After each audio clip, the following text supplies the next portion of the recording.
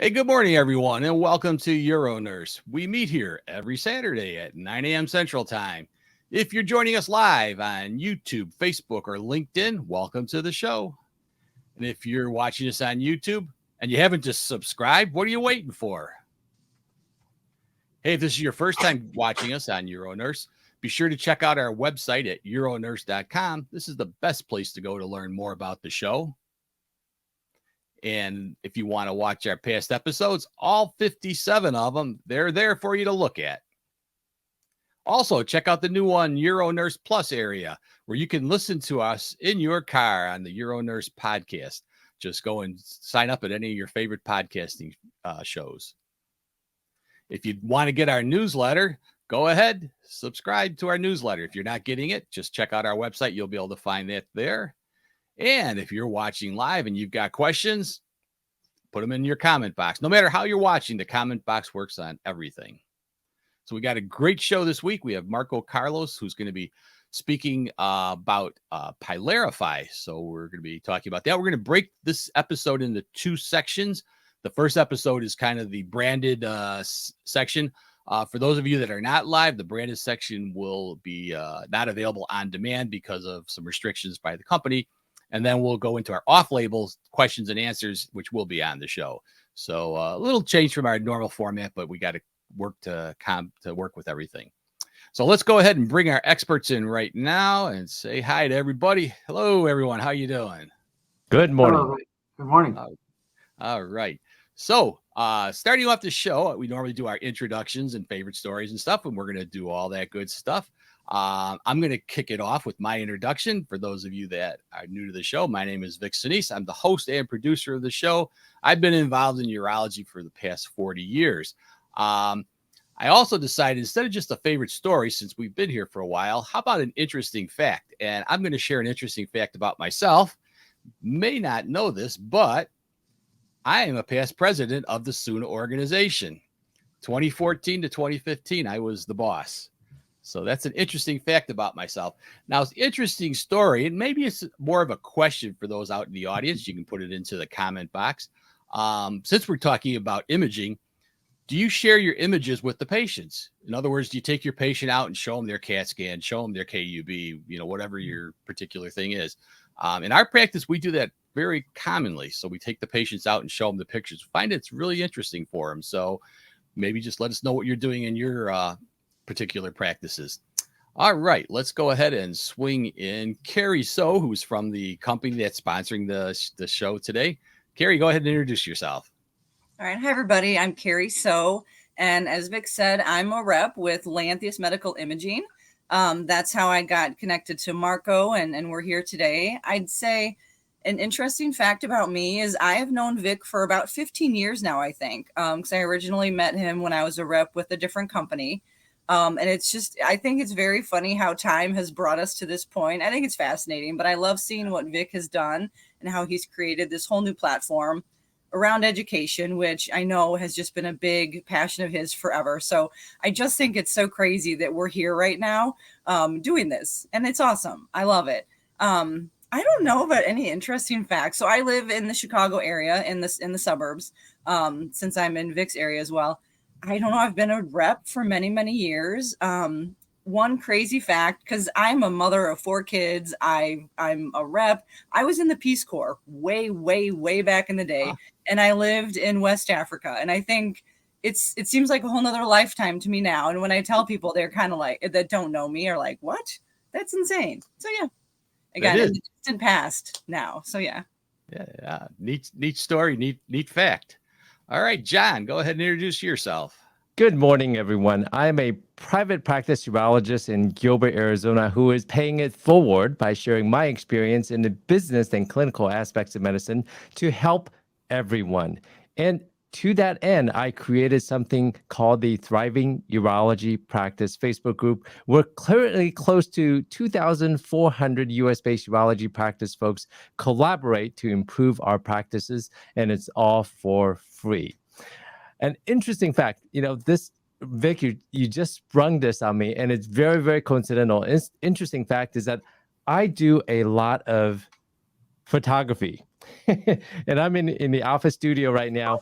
And right after this, I'm going to run off to photograph the local high school band's car wash.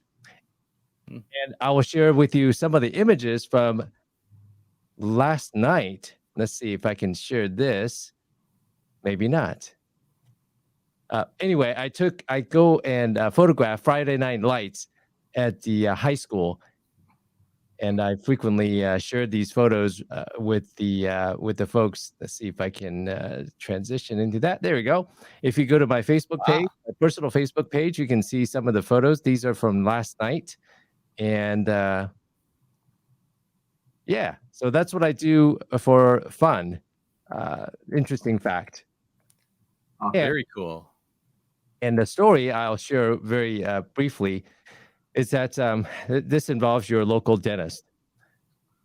It's just like your typical urology BPH patient. They ignored the problem for months, sometimes years before they seek care. I had a toothache for a long, long time, for months. And finally, it was no longer just cold sensitivity. It was sensitivity to pressure, so I couldn't even bite on one side of my mouth.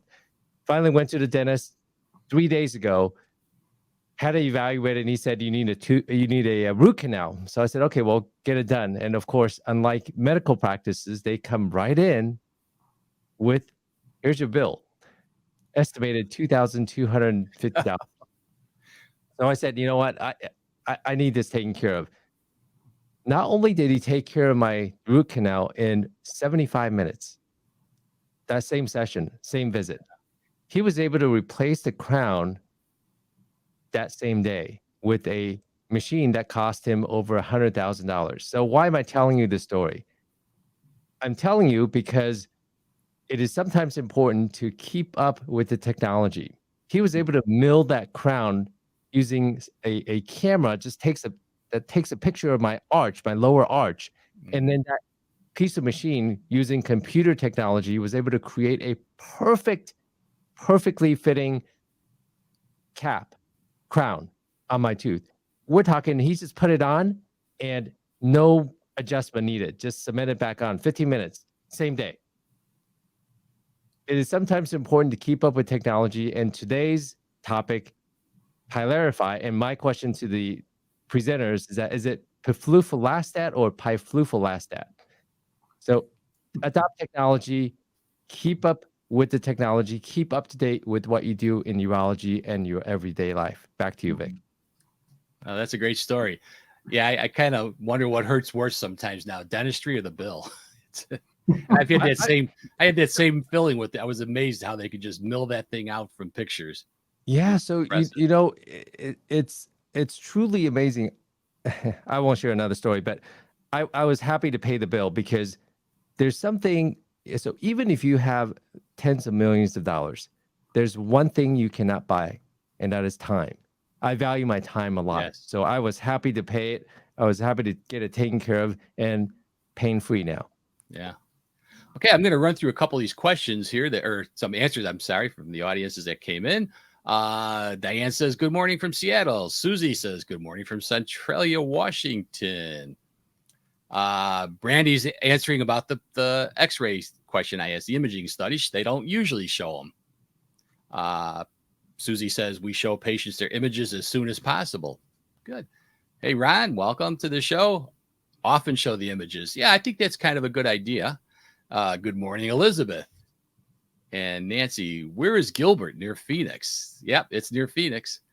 And if you're going to the SUNA meeting this coming up in October, we're going to all try to get together out there. You can get together with UroNurse.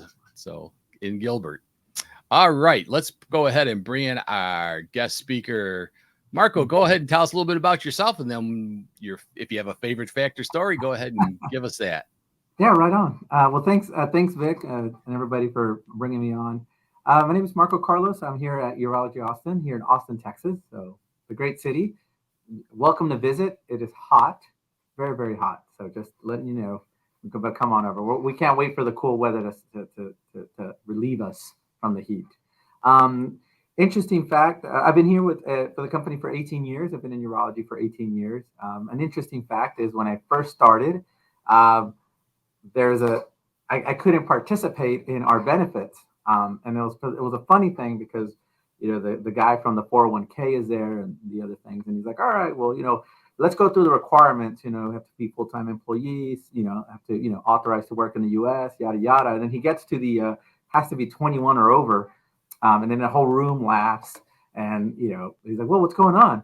He's like, I don't think it's going to be a problem, right? And everybody laughs. And, I got the kid, I was 18 at the time. I was like, hey, I can't be here. And so, he didn't know what to do. So he just goes over and he just grabs my packet. And he's like, well, you don't need this, but you can listen. So I just sat there and listened.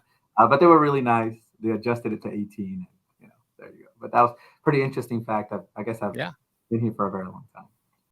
There we go. It's all yours, Marco. Take it away. Okay, great. All right. So we have a good number of slides, but we'll get through them. There's some good ones that I like to focus on as we, kind of go through them. But started off with the first one. Let me see if I can move my slides here. It is a promotional activity, right? No CME. We are speaking on behalf of Lantheus and their companies, Progenics. And the questions that we'll take, we'll have to stick to, what they allow us to say during the presentation. We have some objectives here. We want to talk about the use of PSMA imaging, PYLARIFY specific. We're going to review some NCCN guidelines and discuss some of the characteristics. We might have some nuclear med folks here that love this stuff. Most of us are not in nuclear med or in that world, but it is good to know kind of the way it works. And then some, highlighting some clinical efficacy and safety from the studies. What is it? Well, PYLARIFY is I'll just read it off the screen here. It's a radioactive diagnostic agent. We use it with PET, and it binds with the PSMA and allows us to see, positive metastatic disease or lesions in men with prostate cancer. The two indications here that are very, very important for us to, that we've always wanted was, with suspected metastasis who are candidates for initial therapy. And then obviously anytime somebody is recurring or has, increase in PSA after treatment, this scan is available for them. And we have had advanced imaging before in that space where somebody was failing post-therapy and we had the ability to use it. But this is the first time in a long that we can have an advanced imaging or targeted imaging at the beginning when people are planning for definitive therapy. And as we go through the slides, we'll discuss, we'll learn how that really plays a big role in the patient. So we'll move over to safety information, no contraindications. There are some warnings and precautions in regards to risk of image misrepresentation. There is a slide that talks a little bit about the biodistribution that we'll review, but the novelty of it also leads itself to, having to sometimes reevaluate an image. And of course, that is, done by the radiologist, and sometimes they'd have to, take another look to try to distinguish friend from foe. Some hypersensitivity reactions. You don't know what you don't know, and a lot of us don't know if we're allergic to something until we take it. Obviously, this is an imaging exam, so there are radiation risks, just like CTs and MRIs and so forth that are there. Adverse reactions, most frequently reported, were headaches, loss of taste, fatigue, but overall pretty low and pretty well tolerated. There has been some discussions in the past with ADP or androgen deprivation therapy, but the takeaway here is that has not been established. Our experience at our practice and my knowledge of just working with patient navigation groups and advanced prostate cancer groups across the country, it really hasn't held anybody back from not ordering this exam while somebody's on androgen deprivation and oral oncolytics or other therapies. So we'll review a little bit of the demographics of prostate cancer here in the U.S., which is pretty interesting. So these numbers are from 2022. I'm sure Lantheus will update it soon, and we'll have 2023 numbers. But if you look at here at the primary the diagnosis of cancer in men, 27% of the time, that's about 268,000 cases, and it's the second leading cause of death in cancer in men, as you can see there on the right hand side. I like this slide a lot. It just highlights the patient journey, and it explains how prostate cancer has evolved now and how complex it's gone. In urology, I remember just back in the day, we would treat people with for prostate cancer, surgery, radiation, and then we didn't really see them after they were failed their therapy. We thought about prostate cancer just localized or metastatic. And now we have different buckets. They're castrate sensitive, castrate resistant. And you see that journey there where the urologist and the radiation oncologist and the medical oncologist intersect. And they always have worked together. You just see more and more patients remaining with the urologist for a bigger part of their journey than ever before. But these exams allow us to be able to really highlight those patients and get them where they need to go. This is a SEER data on 5-year relative survival, and this is why imaging is so important for us, for everyone that works here in the healthcare field for urology. Localized disease and regional disease, we know 5-year, 100%. But then when we have distant metastasis, that really drops down to that 30% mark. So a patient really does lose a lot, when they have the distant metastasis. And so finding it, treating it early, again, right patient, right treatment at the right time.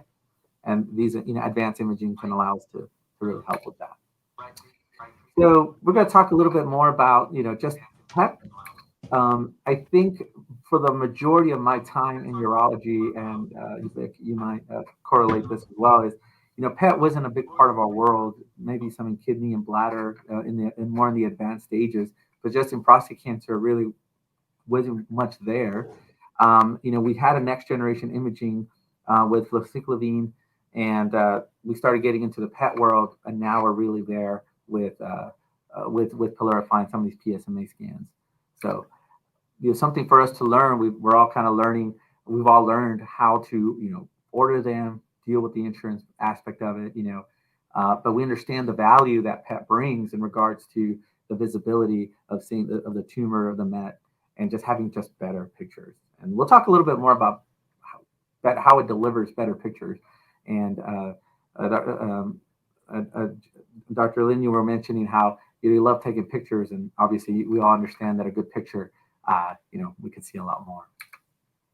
And there's differences between MRI, CT, and bone scan and PET. And the way I try to describe it is, with conventional imaging, we had good. Then we had next generation imaging with leuciclovine that was, better. But now we have best. And this chart just kind of highlights how, what we can pick up in different modalities, but what we can pick up in PET, and kind of sort of really simplify, what the patient has to go through and what the physician has to order to be able to find these things. So definitely an improvement of what we had. PSMA is an interesting concept. I remember maybe 2020, late 2019, 2020, Neil Shore and some of the other doctors at UroLive and, talking about these presentations that PSMA was coming, and they would show slide decks of some of the studies, and they would talk about how it was going to change what we did in prostate cancer. And it is really neat to be able to see that now live. Not only did it come out and the impact that it's had, and we'll talk a little bit more about that, but PSMA stands for prostate-specific membrane antigen. I remember when we first read those concepts, we were like, man, what is it? How does this work? I like to describe it as a doorway. It's a target tracer, allows us to really find, really help the patients, the physician and the support staff, navigators, nurses, MAs, help the doctor, help that patient out. And really the way it works, and the really cool, neat thing about PSMA is really acting like the doorway. So in normal prostate tissue, it is intracellular and inside of the cell. In prostate cancer, it overly expresses itself and it's extracellular. And so now the doors, open, available to be opened by for use, and really just connecting that PSMA down to the cell, allowing it to really open, bring in that radio tracer. And now with the advent of radioligand therapy or theranostics, bringing medicine to treat the prostate cancer right into the cell. So really, really incredible. Just to understand that they figured out that they had this pathway and they're exploiting it for the betterment of the patient. It's great. F18, right, is something that they selected to use. How does it deliver great pictures? This and the next slide really just talk about how it has a high positron yield, low positron energy, and gives you great images. You know, they're not the only people, Lantheus, to select this, you know, radio tracer for their study. There's other people that use it, and this is why. It just gives you good pictures. You know, obviously is a benefit for everybody. If you're an NCCN nerd like me, you understand that there is a much updated version on here. But if you read the what's on the screen here, and then you go back and you read the most current version, the sentiment is still the same. Now, the difference is that when this was written, we really only had, you know, this product as well as the gallium-68 product. And, you know, now there's more. And but the takeaway remains the same. The first one is how you can use any PSMA scan to really look for patients that are eligible for other radioligands like lutetium or Pluvicto, if you recognize the brand name for that exam. And so even though in the beginning, you know, we thought we were going to have to rescan patients on gallium if they had used F18 or some other tracer to be able to make them eligible or to see, you know, the panel really now just agrees that a PSMA positive patient on any imaging modality can really be considered to use, you know, some kind of lutetium or those kind of tests that are, you know, going to come out pretty soon across the board. So we're all pretty excited. The biggest takeaway also with the NCCN guidelines that they still feel that it is not necessary as a prerequisite to have conventional imaging. Sometimes the conventional imaging is the appropriate thing to do. And, you know, sometimes there's a cost factor there that we have to consider. Availability is another thing, you know, depending on where you are, if you're more rural as opposed to, you know, having access inside of a bigger city. But the idea here is that if you have access to this, you know, and the insurance is trying to argue that you're going to need some kind of an equivocal test or negative test before you can have this, you can't argue that back if, you know, against, you know, the insurance in a peer-to-peer review. This slide gets a little merged here using here on the website, but really the Society for Nuclear Medicine and Molecular Imaging really just highlights multiple scenarios for the use, and they support what the NCCN guideline and the FDA indication is, which is basically here in the beginning, during definitive treatment or the consideration of definitive treatment, all the way through for biochemical recurrence and even in metastatic disease. So we have two big organizations that a lot of physicians, you know, trust and follow that, you know, are really promoting the use of this when it's appropriate for our patients. So this is a little bit of an introduction to PYLARIFY. Here is the biodistribution. We talked about that.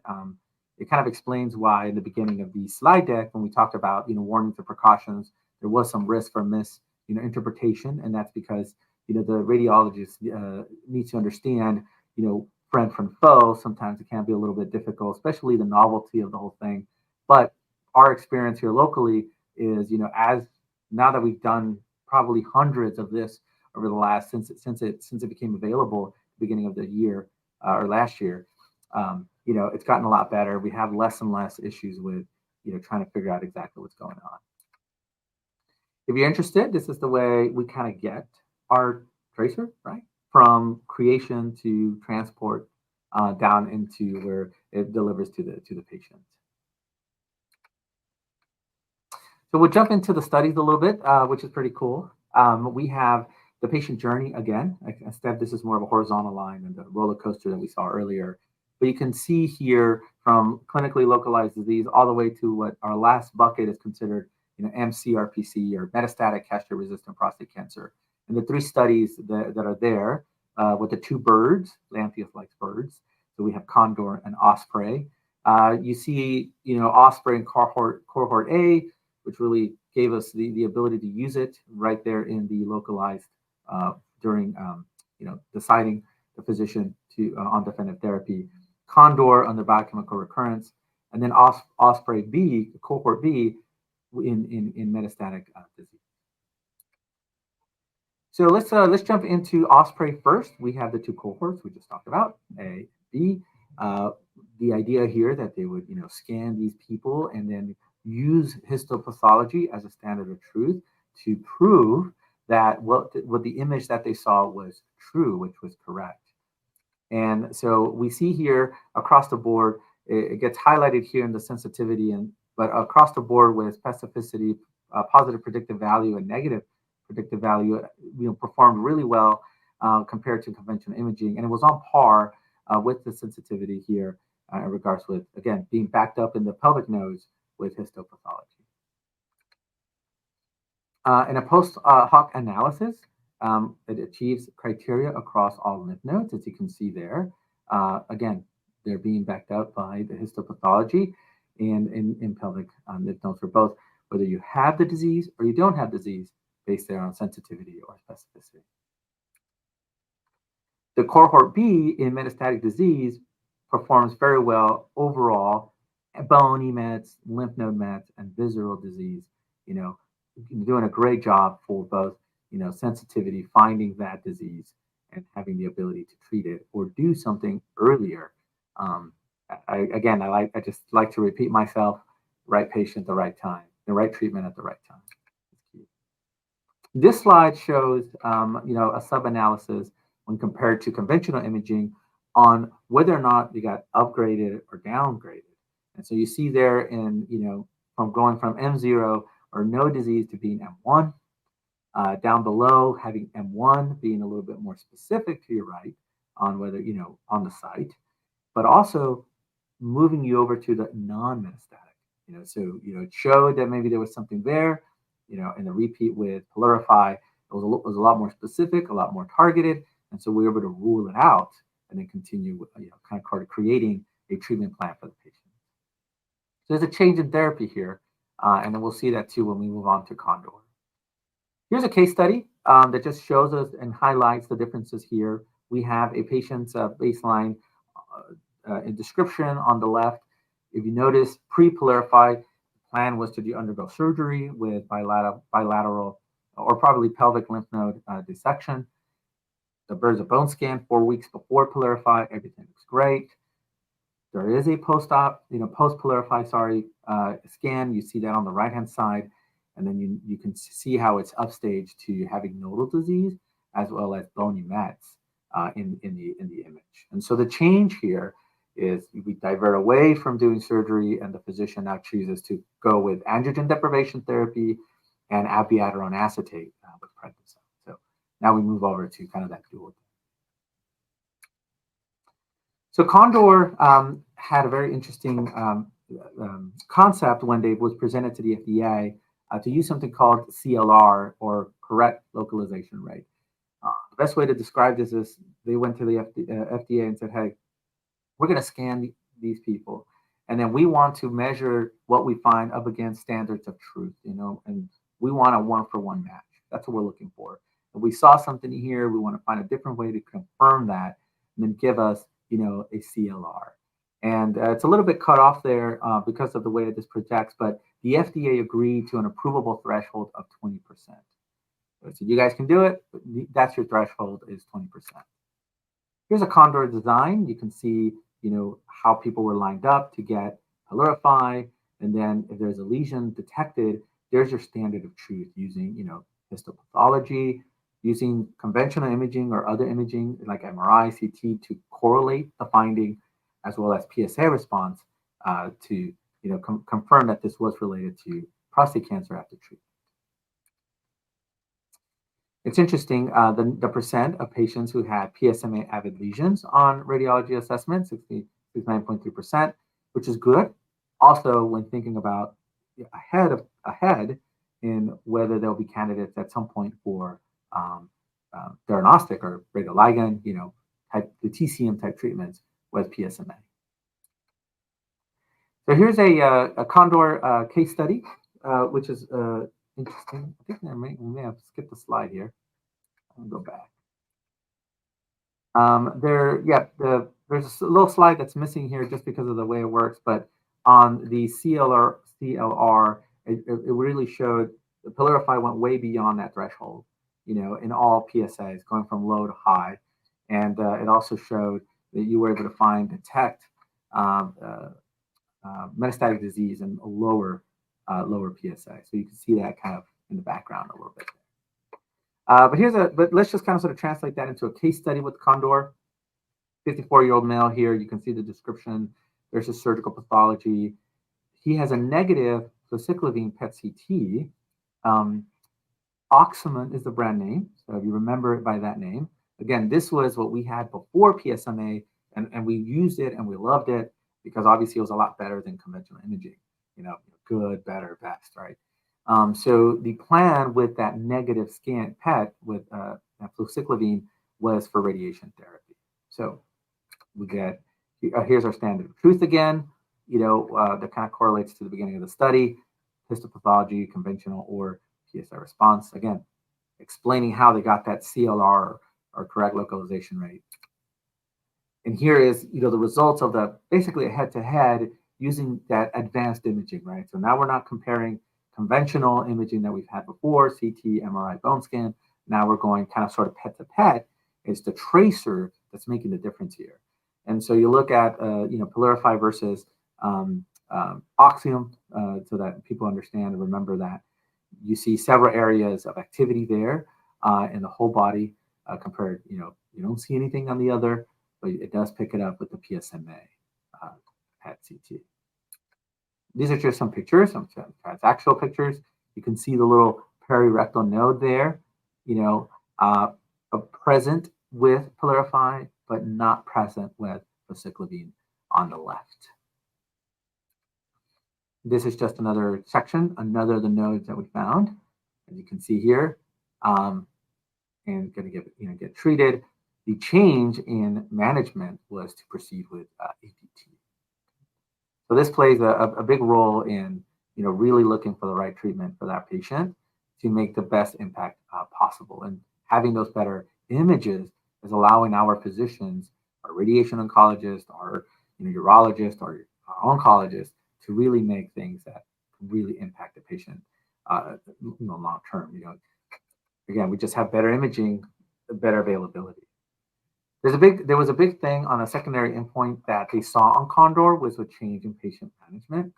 And if you look there, 64% of patients had a change in what they were going to do based on the imaging, which is great. They were either going to do, we'll see that on the next slide. That change could have been an escalation or de-escalation. But the call out here is the basis for change in management, and 79% of those were positive findings, while 21% of those were negative. So again, we're going to have to change. We're going to have to go higher or lower in how aggressive the physician is based on what they're seeing, which is, we have to accept that would create better outcomes for the patients. And here is our, treatment plan shifts, and you can see escalation, de-escalation, moving over from local to systemic, right? So I remember when I first started navigating advanced prostate cancer, I thought that every patient needed everything in the kitchen sink. I mean, everything under the sun. But we've learned now that the way people feel, there's a shared decision making.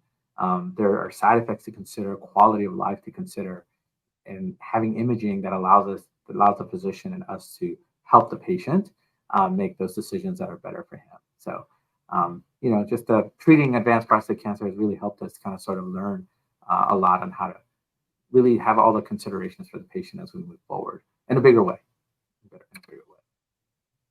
So we're at the end here. We're going to talk about safety, and it's really towards the end of the talk here.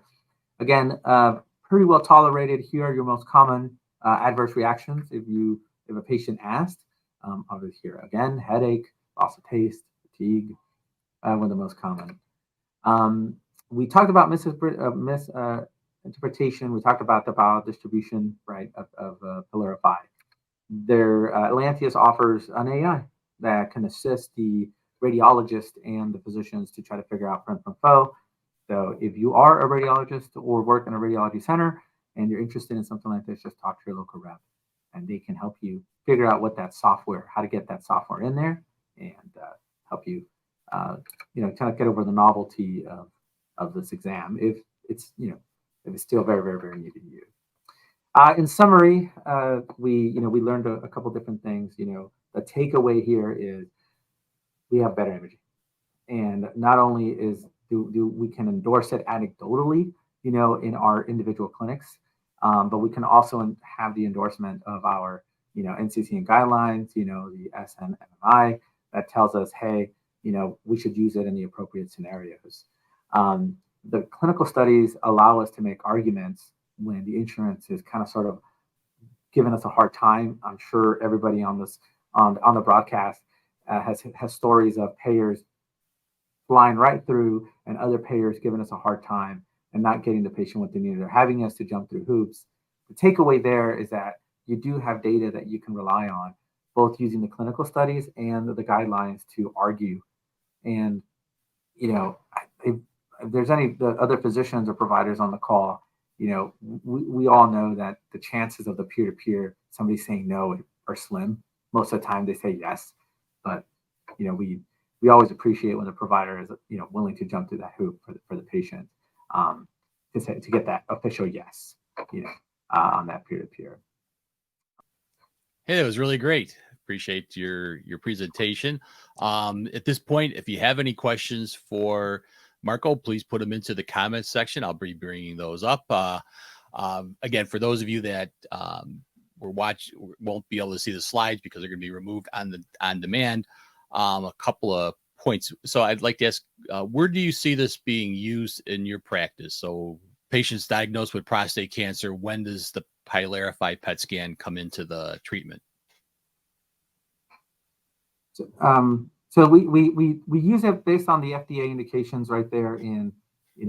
We've used it a lot when we're looking for that suspected metastasis in definitive therapy.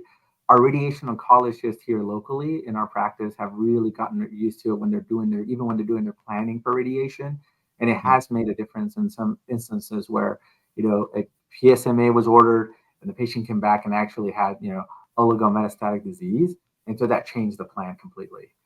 Or it changed the amount of ADT also along with the pathology. We use it again in all biochemical recurrence when we can. And we use it a lot in our advanced prostate cancer. And then we do understand that there's sometimes limits to the number of PSMA that sometimes people can get based on insurance. So we don't use it as, I wouldn't say at first we wanted to use it very routinely on everybody. Like everybody and their daddy should have PSMA. But now we've learned a little bit more about, and we try to use it. I see the physicians be a little bit more judicious on when, we try to keep it as the FDA to have it available for the patient. Great. We do have a comment that came in from Susie Swain. Is PYLARIFY covered by most insurances? And Carrie, if you want to comment on that, you're welcome to. Yeah, I'm happy to take that one, Marco, if you want me to. I think when you say, is it covered, that's a little tricky because, I'm new, fairly, I've been in this imaging space now with Lantheus and PYLARIFY for a couple of years. And I've learned that a lot of imaging does take, these, you're getting your prior authorizations. Oftentimes, like Marco said, you might get denials. And so then the appeal process is there in peer-to-peer. And this is pretty standard, although very frustrating, I've learned. I think when looking at it two ways, when you're ordering a PYLARIFY scan for a patient that could be having a recurrence, I hear it's a little bit easier in that setting because like Marco said, we had Axeman, that PET scan that was in this space, only for patients who might be having a recurrence in the BCR space. So that I think the payers got used to. So ordering for that type of patient could be a little bit easier. Now, when you look at ordering PYLARIFY for a newly diagnosed patient, that's again, like Marco said, fitting the NCCN recommendations, fitting the indication. It's for patients that are high and very high risk, based on their biopsy. It still can be a challenge. Most of the payers, I guess, haven't really embraced using PET-CT for these newly diagnosed prostate cancer patients. So they're often going to deny this request. So it involves the appeal. In some cases, you're good there. In some cases, you are going to the peer-to-peer. But like Marco said, I see that it's gotten a lot quicker, that whole process, and much more successful. And I think with anything, the more you order and the more you get used to it, the easier it gets. I've learned from my customers that radiation oncology seems to have really good success at getting these requests through for the newly diagnosed patient. So it's a little bit, depends on the stage that you're using it for or the indication, but it's gotten a lot better over time. Trust me, in the very beginning, I worked with, whether it was a nurse, an MA, or maybe a nurse practitioner that was doing these prior authorizations, and they were pulling their hair out in frustration because it was so new. This is all brand new. And like Marco said, using this PET CT scan for a newly diagnosed patient, totally unheard of until now. So yeah, we've come a long way. Susie, just to give you some context, I have no financial relationship with PYLARIFY or Lantheus. I'm a user. I've been a user for quite a while. Yes, it's a relatively newish type of a test, and the guidelines by the NCCN has been evolving, and now it covers the use of PYLARIFY PET CT for certain types of patients, such as unfavorable intermediate risk prostate cancer, high risk prostate cancer, or if the patient had prostate cancer that was treated and now you suspect that, hey, is there cancer coming back? Is the PSA going up? That's another reason to get these tests. I think of these new, and I'm sure Lantheus will not be the only company making this type of test. I think of these PSMA testing suite of tests, like what you're seeing behind me. These are PSMA is a way for these beacons to attach to prostate cancer and start lighting up like this to say, hey, I'm here, prostate cancer, I'm here. And that is picked up on the PET CT. This type of imaging makes it a lot easier, a lot more sensitive to pick up those cancers, those occult cancers that are not picked up by conventional imaging, bone scan, whole body bone scan, or CT scan of the pelvis, for instance. So much better. The hurdle with these types of tests is relatively new, right? So you have to fight with the payers, the insurance companies. Thankfully, it's gotten a lot easier. The early adopters, of course, have to jump through the hoops and fight with the insurance companies. But as we all use it more and more, the insurance companies will realize that this is now the standard of care. If I have prostate cancer, if I have unfavorable risk prostate cancer, I am going to want a PYLARIFY. I'm going to want a PSMA study to make sure that truly my cancer is confined to the prostate and has not spread outside of the prostate, because treatment is very different. So the right test for the right patient is very, very, very important. Yeah, thanks. We do have some more questions coming in here. Elizabeth Hernandez wants to know, how long has PYLARIFY been in use? In Austin, well, we got it November of 22. It became available, self-pay, Carrie, and I think Medicare added it in January of 22, correct? Yeah. And in the Chicago area, so there was a couple study sites here in Chicago. The official approval was in May of 2021. And in the Chicago area, the first commercial doses went out in July of 2021. Right. Let's see here. Elizabeth said, great analogy, Dr. Lynn. Always. Thank you. Brandy says, so newly diagnosed and not necessarily high risk, what is the best route for approval? I have some thoughts on that. Did you want to jump in, Dr. Lynn? You're going to have to fight with the insurance company, and you may have to go through second level appeal, peer-to-peer type of interaction to get it covered. And Dr. Lynn said unfavorable intermediate is also within the NCCN recommendations to utilize this test. So right below high risk is going to be your unfavorable intermediate. So maybe they can fit that criteria instead. Providing NCCN guidelines. Yes, that would help. That's available. Yeah, providing guidelines will definitely help. Yeah, that's available online. Again, you're welcome, Susie. Thank you to Susie from Susie. Any other questions, folks? Go ahead and put those into the discussion. Again, I find this fascinating. I think this PSMA, besides as a diagnostic tool, maybe something that's going to be showing up as future targeting. Not only is it showing up where the metastasis is, but how do you create something that can go in there and kill that? This is so exciting. Diagnostics in this type of a field is just emerging. Imagine being able to find something that selectively sticks to the cancer and then carry the treatment to that cancer. That's where we're headed right now. Yeah. And I think that's always been the goal in medicine, is targeted. In the old days, radiation therapy, and I've been around for the old days, they just like blasted everywhere. That's why you had all these complications, mucus from the rectum because they were over radiating the rectum and all this. It was just this, like they say, kind of sometimes throwing a hand grenade to kill mosquitoes. It'll kill them, but it kills everything else too. So I think this targeted approach is great. And I look forward to hearing more about as it progresses. And we have that theranostic already available, right? With lutetium and 177.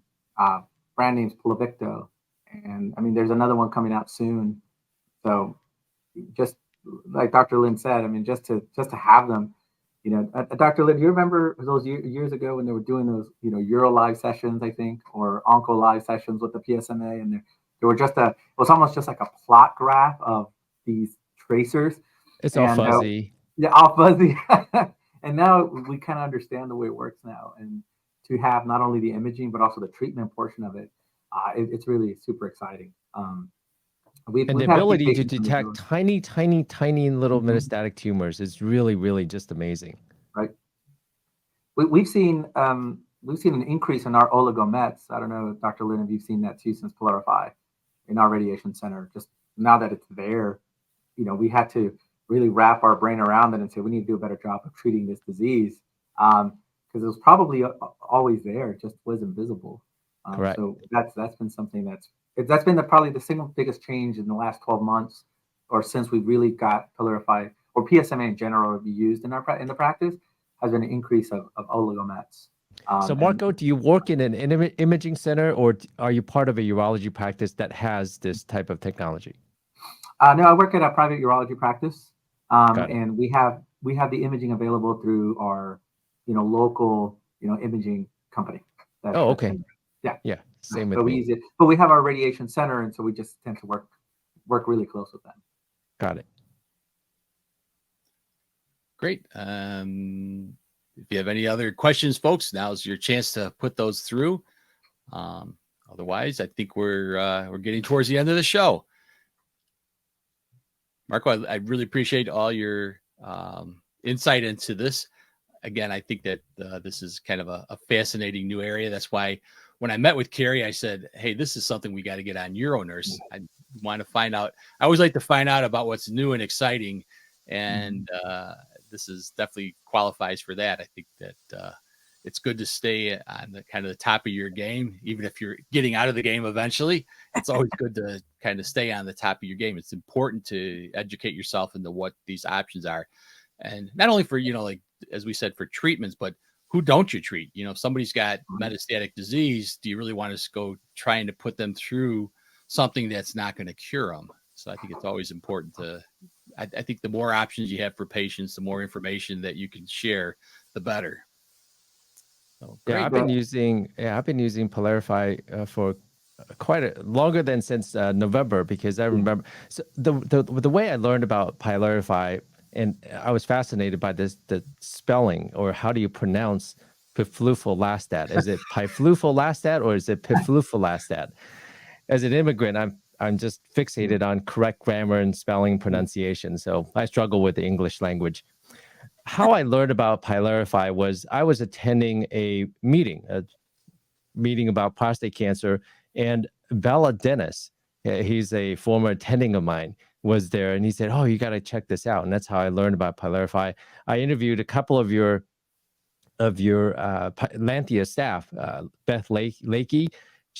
You can see, if you search John Lin PYLARIFY on YouTube, you'll find the 2 interviews that I did, and with Philip Koo, Dr. Koo as well, talking about it. the only reason I found out about it is by attending one of these meetings. And I like to encourage everyone to consider attending the annual SUNA meeting that is going to be held here in the Phoenix area. So look up SUNA, I think it's suna.org, and look up where the annual meeting is going to be held. A lot of vendors will be there, and you'll get to learn the latest and greatest. Absolutely. We do have a few more comments coming in here. Let's see. Oh, we got thank yous. Thank you, Marco. Thank you, Elizabeth. And Brandy says, thank you all. Very informative. Yeah, great. I'm glad everybody appreciated it. I thought it was a great show too. Anyway, let's wrap up the show here, folks. And I'm going to give a plug for next week's show. Next week, we're going to have the Ellatone folks coming in to talk about an external pelvic floor therapy. Actually, the CEO was a patient. That's why she's going to be talking about it. So it should be interesting to learn about these new treatment options out there, especially things I think people can do in the home. Hope everybody has a great weekend and enjoy this. We got nice sunny weather here. Hope it's nice and sunny by you. And otherwise, we'll see everybody next week. Have a great day, everyone. Goodbye. Thank you so much. Bye, everybody. Bye. Goodbye.